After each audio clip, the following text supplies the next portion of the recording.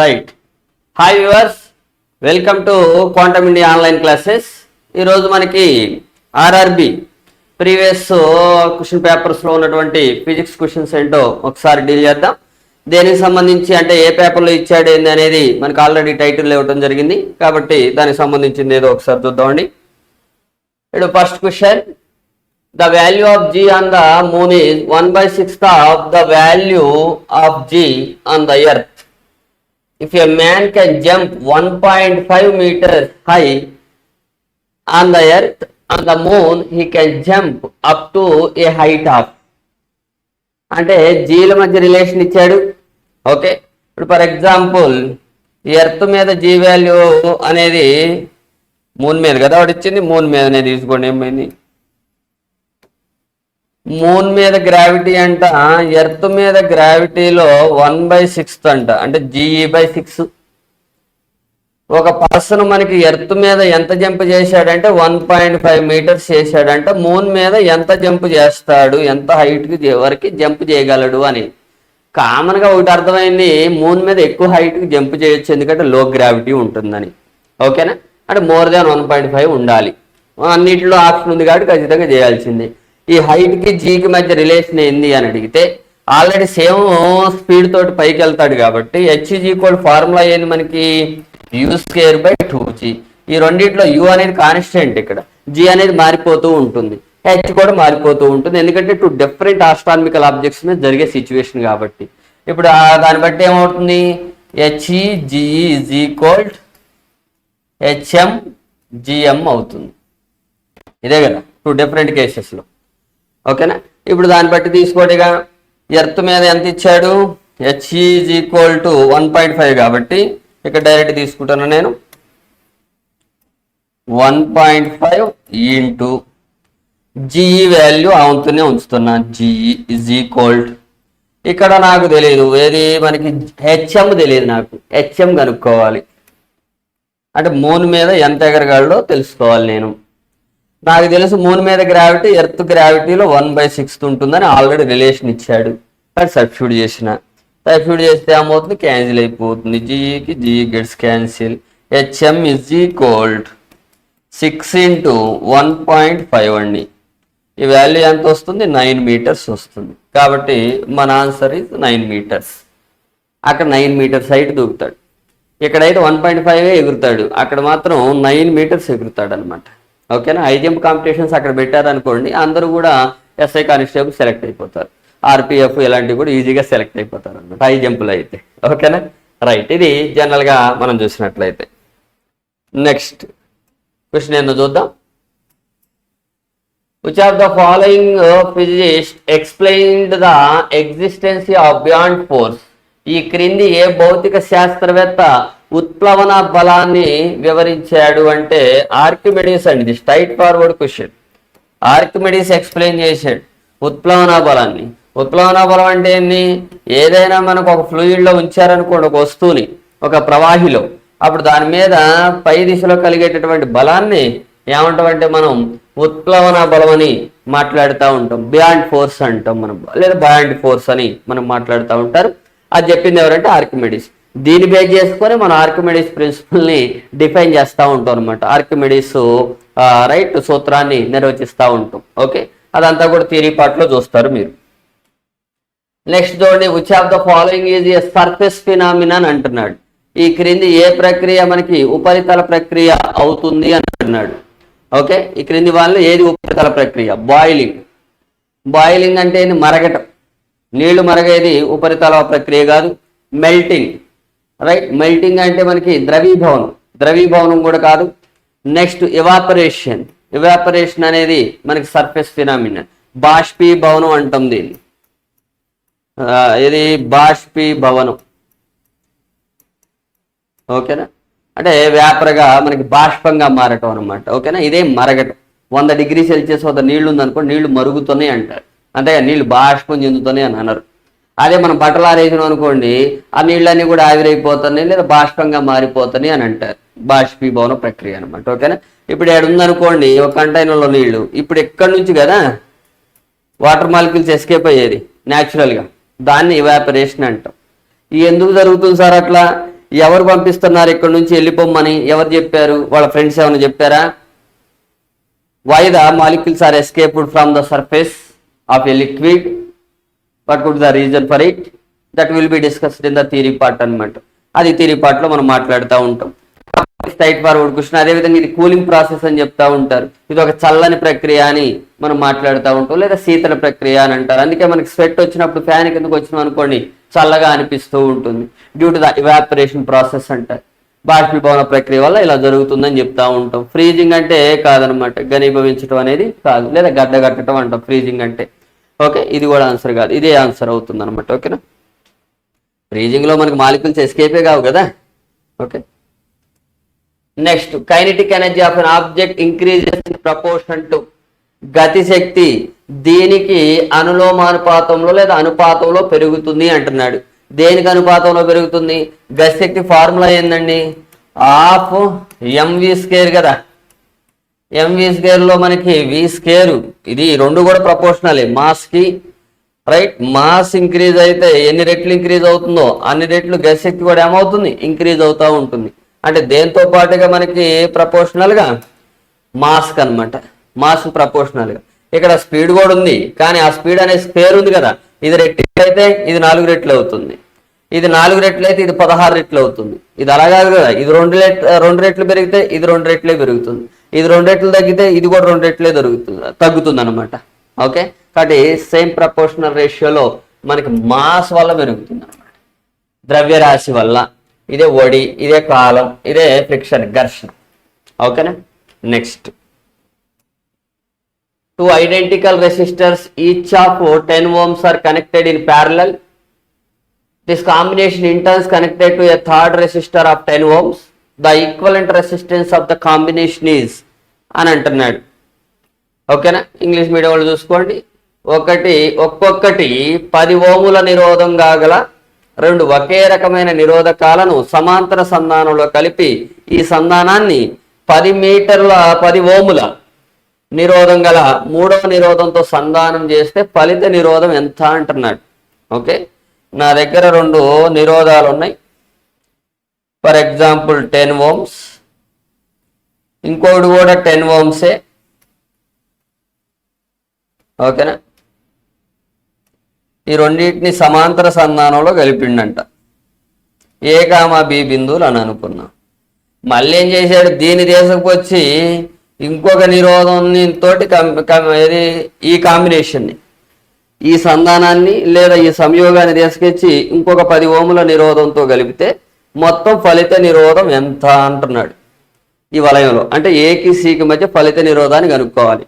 ఈ రెండింటి మధ్య సమాంతర సంధానంలో ఉన్నాయి కాబట్టి ఫలిత నిరోధం ఏమవుతున్నప్పుడు, ఫలిత నిరోధం సమాంతర సంధానంలో ఫార్ములా ఏ విధంగా రాస్తారు?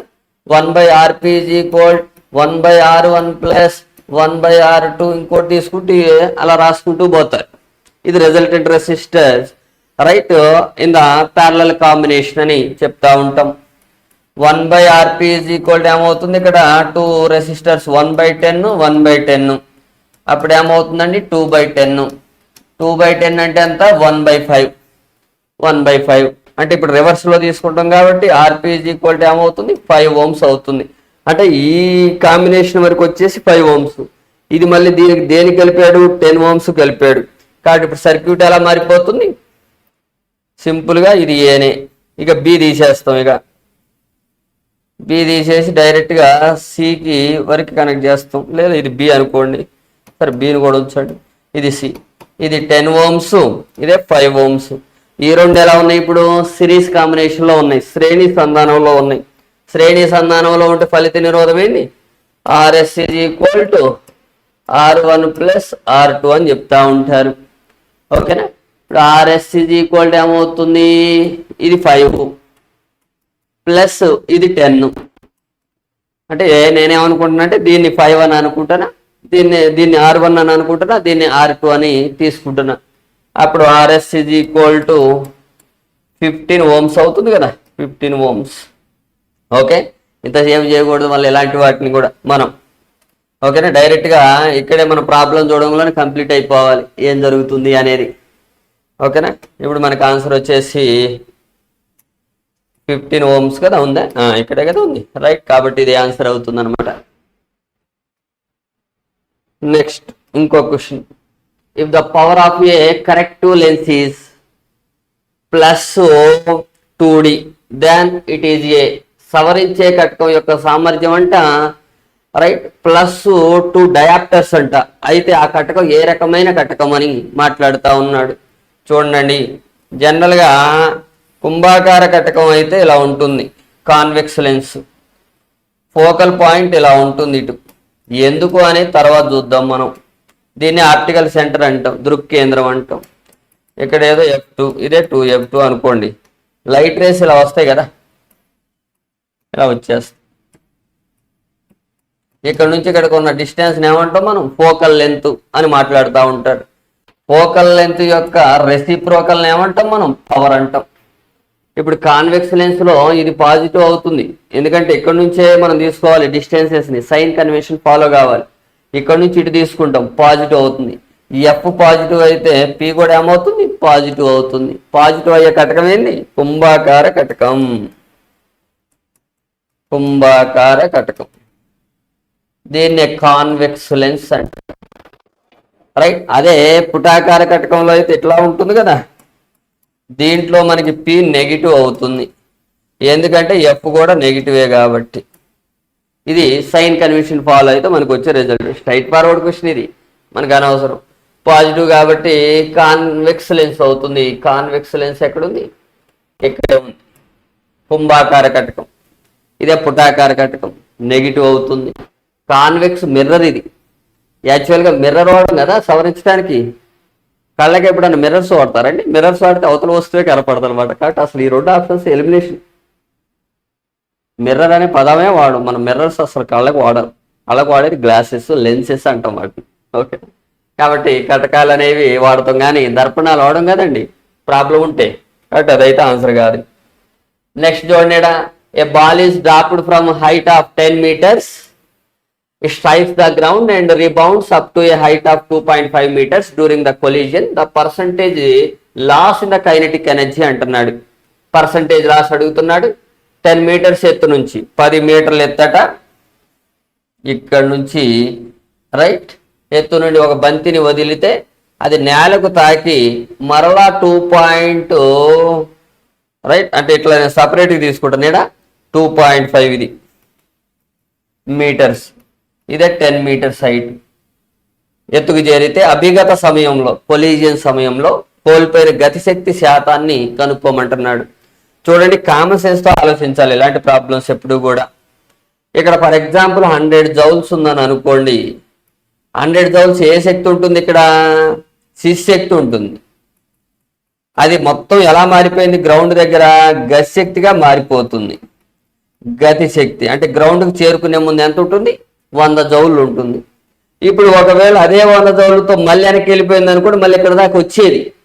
ఇక్కడ దాకా వెళ్లకుండా ఇక్కడ వరకే 2.5 వరకే వచ్చింది అంటే ఎంతో కొంత గతిశక్తి గ్రౌండ్కి ఇచ్చినట్టేగా. హీట్ ఎనర్జీ ఫామ్లో వెళ్ళిపోతుంది, ఉష్ణశక్తి రూపంలో బదిలీ అయిపోతుంది అనమాట. రైట్, మరి ఇక్కడ ఉన్న గతిశక్తి 100 joules గ్రౌండ్కి చేరుకునేటప్పుడు, చేరుకొని మళ్ళీ రీబౌన్స్ అయ్యేటప్పుడు రైట్ 2.5 metersకి వెళ్ళింది. కాబట్టి ఇక్కడ గతిశక్తి అనేది, ఇక్కడ శక్తి అనేది తక్కువ ఉంటుంది, ఇక్కడ శక్తి ఎక్కువ ఉంటుంది. అంటే శక్తిలో వచ్చిన మార్పు గతిశక్తిలో వచ్చిన మార్పుకి ఏం కావాలి, సమానం కావాలి. అంతే కదండి. 100 joules శక్తి ఉంది, ఇక్కడికి వచ్చాక ఏమైంది, 100 joules గతిశక్తి. కానీ భూమికి తగలంలోనే గతిశక్తి కొంత లాస్ అయిపోయింది. వెళ్ళి ఎంత ఎత్తుకు వెళ్ళింది, 2.5.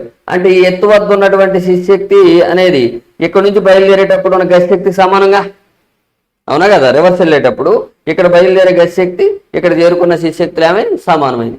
అంటే ఇక్కడ శక్తి కాస్త టోటల్గా గతిశక్తిగా మారింది, ఇక్కడ బయలుదేరే గతిశక్తి కాస్త ఇక్కడ టోటల్గా శక్తిగా మారింది. అంటే ఇక్కడ ఉన్న శక్తిలో మార్పు ఇక్కడ నుంచి ఇక్కడికి చేరుకునే ఏది, ఇక్కడ నుంచి మళ్ళీ రీబౌండ్ చేరుకునే ముందు, చేరుకొని మళ్ళీ వెనక్కి వెళ్ళేటప్పుడు వచ్చేటటువంటి గతిశక్తుల మార్పు ఏమవుతుంది, సమానం అవుతుంది. ఇది కంక్లూజన్. ఓకేనా. కాబట్టి ఇప్పుడు నేను ఫస్ట్ శక్తి ఫామ్లో రాస్తున్నా. ఈ ఎత్తు వద్ద శక్తిని P1 అని అనుకుంటున్నా. P1 = ఎంత, మాస్ నాకు తెలియదు, G తెలుసు నాకు, ఎంత ఎత్తు నుంచి 10 meters నుంచి. తర్వాత P2 అంటే రెండోసారి రివర్స్లో ఎంత, M సేమేగా, G సేమే, 2.5 meters. ఇది మరి ఆయన ఏమంటున్నాడు, గతిశక్తిలో మార్పు అంటున్నాడు. గతిశక్తిలోని మార్పుని కే అనుకుంటున్నా, అది శిశక్తిలో మార్పుకు సమానం డెల్టా పి అని అనుకుంటున్నా. ఈజ్ ఈక్వల్ టు రైట్, మార్పు అంటే ఏం రాస్తారు, P initial minus P final by P initial రాస్తారు.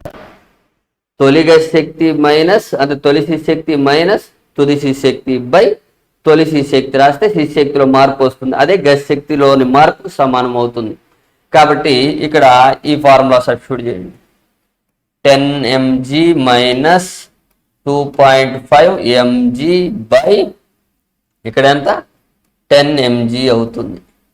రైట్, అన్నిట్లో క్యాన్సిల్ అయ్యేది ఏంటి, mg గెట్స్ క్యాన్సిల్. మొత్తం ఎంత ఉంటుందో చూడండి, delta K is equal to delta P is equal to right, అన్నిట్లో కూడా mg క్యాన్సిల్ అయిపోతుందండి. ఇక్కడ mg క్యాన్సిల్ అయిపోతుంది. నేను ఎక్కువ రిస్క్ తీసుకోను, ముందే చెబుతున్నా. డైరెక్ట్గా స్ట్రైట్ ఫార్వర్డ్లో ప్రాబ్లమ్స్ చెప్పేస్తూ ఉంటాను, అంతేగాని స్లో మోషన్లో దాన్ని ఒక గంట ఎక్స్ప్లెయిన్ చేయను నేను. అది ఎందుకు వచ్చిందో తెలుసు ఆల్రెడీ. శిశక్తిలో మార్పు గతిశక్తిలో మార్పు సమానం కాబట్టి శిశక్తిలో మార్పు కనుక్కున్నట్టే గతిశక్తిలో మార్పుకు సమానం అవుతుంది. అంటే గతిశక్తిలోని మార్పు అంటే లాస్కి అనమాట, ఆ లాస్కి ఈక్వల్ అవుతూ ఉంటుంది. ఓకే, ఎంత వచ్చిందో చూడండి, ఏది గతిశక్తిలో మార్పు ఎంత వచ్చిందో చూడండి. ఇప్పుడు 10 మైనస్ 25 బై 10, 2.5 కదా, సారీ 2.5 అది. అప్పుడు ఏమవుతుంది, 7.5 బై 10 వస్తుంది. ఇంటూ 100 కదా, పర్సంటేజ్లో చెప్పమంటున్నాడు కాబట్టి ఇంటూ 100 తీసుకుంటా, అప్పుడు పర్సంటేజ్లో వస్తుంది. ఇంటూ 100 75%. ఓకేనా, 75% కాబట్టి ఇదే రైట్ ఆన్సర్. మనకి కామన్గా ఆలోచిస్తేనే మనకు అర్థమవుతుంది. ఎంత హైట్ డిఫరెన్స్ వచ్చిందండి, ఇక్కడ 10 మీటర్స్, ఇక్కడ 2.5, ఎంత డిఫరెన్స్ వచ్చింది, 7.5 వచ్చింది. 7.5 అనేది మీటర్స్ హైట్.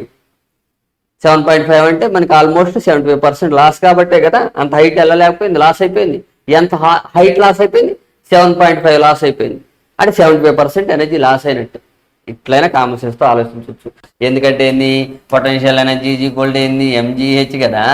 ఇది ఎంత పర్సంటేజ్ లాస్ అయితే ఇది కూడా అంతే పర్సంటేజ్ లాస్ అవుతుంది కదా. హెచ్ ఎంత పర్సంటేజ్ లాస్ అయింది, 75%. ఎనర్జీ కూడా ఎంత పర్సంటేజ్, 75%.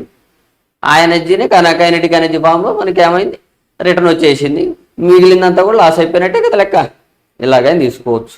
ఓకే, ఇంకా ఇన్ డీటెయిల్స్గా తెలియాలంటే అసలు ఇదంతా సిస్టమ్ ఎందుకు రన్ అవుతుంది, కైనెటిక్ ఎనర్జీ పొటెన్షియల్ ఎనర్జీకి ఎందుకు కన్వర్ట్ అవుతుంది, రైట్, శక్తి నిత్యత్వం ఏమో తెలియాలి మీకు. Law of conservation of energy అదంతా థియరీ పార్ట్లో చూసుకుంటూ ఉంటారు మీరు. ఓకేనా, ఇంకోటి చూడండి, ఏదో ఇచ్చాడు.